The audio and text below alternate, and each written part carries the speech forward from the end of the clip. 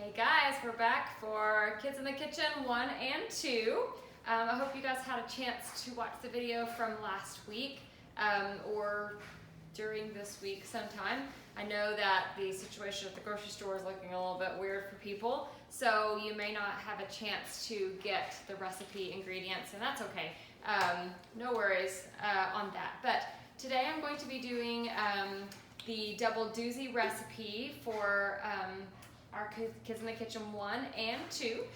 We're going to start with our plan shop prep. Obviously this is mostly for the Kids in the Kitchen 2 as they are trying to figure out what needs to happen to prep this recipe. We are going to be making our own cream cheese frosting today to go inside of 2 chocolate cookies. So if that's what you're thinking, think of an Oreo, like a dark chocolate cookie, but it's not going to be crunchy, it's going to be soft. And so these are also called homemade Oreos, but it's going to have like a cream cheese filling, so it's going to be 2 stacked dark chocolate cookies with cream cheese filling in the middle. So that's what that is, and it's a recipe that I've gotten from my sister, that she got from her mother-in-law, that's become a family favorite around here.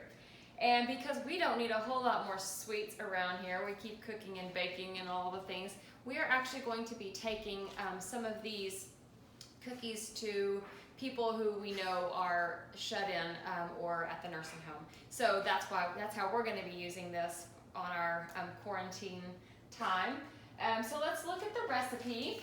It's called homemade Oreos, or I call them double doozies. You're just going to use a cake mix. So it's a cake mix cookie, which I think we've used for our lemon cookies, or that's coming up. I can't remember now. Did we make? Yeah, we made those lemon cookies. That was a cake box cookie also.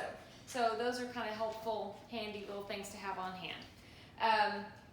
You use oil and 2 eggs slightly beaten, and then you can either use homemade cream cheese frosting, or you can use the tubs that you can get at the refrigerator or at the grocery store that look a little bit like this. So I have that also, but since we have a little extra time, we're going to make our cream cheese frosting today. And all you need to do is mix the cake, the oil, and the eggs in a mixer, and then you're going to put them out on our cookie sheets and bake them, and you only bake them for 10 minutes exactly. You still want them nice and soft and almost underbaked. So they're going to look a little bit underbaked when you pull them out, just because you don't want them to dry out at all. You want them to stay nice and soft. And when you underbake them, they stay a little nice and soft like that. But real quick, I will be attaching the recipe, that's not what this is, but I will be attaching the recipe for the cream cheese frosting because I want y'all to have that as well. But there's a little bit you need to know about that, which is actually what's going to end up being on our prep. Okay, so when you're making cream cheese frosting, the big thing is that it's going to use cream cheese and butter, and then it uses powdered sugar and vanilla. And then if you need to thin it out a little bit, you can put a little bit of milk in it. But I probably won't need to do that because I want it nice and thick to be inside of our cookies. But you do need your cream cheese frosting to be, your cream cheese and your butter to be softened. So that's a step that I have to think through ahead of time. Soft cream cheese and butter. So that means we either need to let them sit out a little bit, or I have a function on my microwave that says keep warm, and I can pop them in there for like about 2 minutes, and it kind of slowly warms it up, which is what I actually did today. So I did that, so they're now all nice and soft. So remember, if they're soft enough, you can kind of slowly put a little indentation without having to really smash through it. So it kind of makes a little thumbprint, the same, but I've had this still wrapped. So the same thing holds with my butter. You don't want it to be so soft that it is kind of melty. We don't want it melty, we just want it soft enough to put a thumbprint in it. Okay? And the other thing we need to think through, because always when you're using the oven, you need to preheat the oven, which I have not done yet. So I will go ahead and do that right quick while we finish this up. Okay, this is very I usually have most of these ingredients on hand, but you may not at this moment have all these ingredients on hand, so you may have to just wait and get this done whenever you get a chance. but this has become one of the family favorites of ours, and anytime I take it to places, I actually use this in my catering business as well, and they usually go over very well. So let's get started on our cream cheese frosting first, so it has a chance to kind of set up and get firm. I'm going to probably put it in the refrigerator and let it get firmed up really nicely so that it spreads easily, and then we'll get to our cookies. All right, here we go.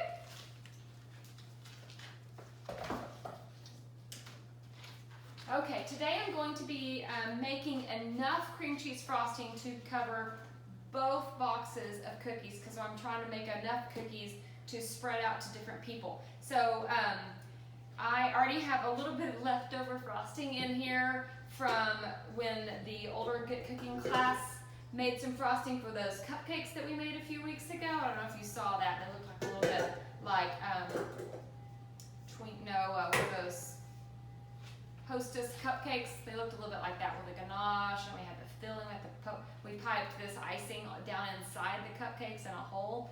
That was really good, but I had a little bit left over, so I'm going to use that, incorporate it in with what we have. All right, so all I need to do is go ahead and put in my cream cheese and my butter. And this is my stand mixer. We always use our hand mixer in class, so this is going to be handy for me to just kind of show you guys. Just like a real cooking show, huh? All right. Let's get this going, and it's going to go really fast because those are softened. All right, all I need to do is start adding in my vanilla and my powdered sugar. It calls for about 4 cups of powdered sugar, but whenever I make frosting, I don't usually measure very much. I kind of go by the sight or the feel of the frosting to know it's thick enough or thin enough. I've just done it for enough time. So when you're measuring, you can go ahead and measure off the 4 cups of powdered sugar, and it's 2 teaspoons of vanilla, which I don't often measure that either, but I'm just feeling the groove for that today. All right, get that in there. Then I'm going to start incorporating my powdered sugar. That's about half a bag of powdered sugar. We're going to measure about 4 cups. Fun fact, the other day, I know I always tell some of you that, different levels, that when you're using powdered sugar or when you're using brown sugar, what that actually is. Powdered sugar is just regular sugar that has been blended up until it's powdery. Come on. Start off slow with your mixer so it doesn't poof up in my face until it gets nice and mixed in a little bit, and I'm going to scrape off the sides, and then I'll make it go faster. Okay, back to my powdered sugar story. So powdered sugar is just sugar that has been powdered in a blender till it's nice and light texture. And they add cornstarch, which is what makes it firm up whenever it's in icing, okay? And the other thing that we talk about is brown sugar. Brown sugar is just regular sugar, granulated sugar, and they add molasses to it to make it that sand texture, when you would go to the beach and you could build something out of it. And you know how we filled it up in the cup and then it just plops out and stays in a form mold? Well, the other day, this is my fun fact. The other day, I was making coffee cake for breakfast for my kids. And if you can see the texture right here, it's still a little bit on the gooey, sticky side. I just want it a little bit firmer, so I'm going to add a little bit more frosting. All right, back to brown sugar. So the other day I went to make my coffee cake and realized I only had about 1/4 of a cup of brown sugar left to make my coffee cake. And that was not enough. I needed at least a whole cup. So I was like, well, here we go. Necessity is the mother of invention, and sometimes you just have to step up and do something. So I looked up a recipe for how to make brown sugar, and it was simply just that. It was sugar with, a cup of sugar and a tablespoon of molasses, which I already had.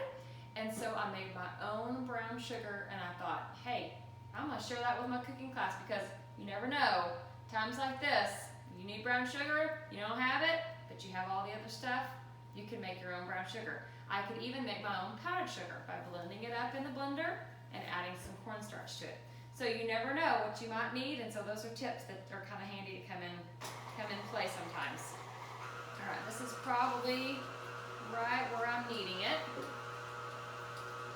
And what I'm gonna do is scoop out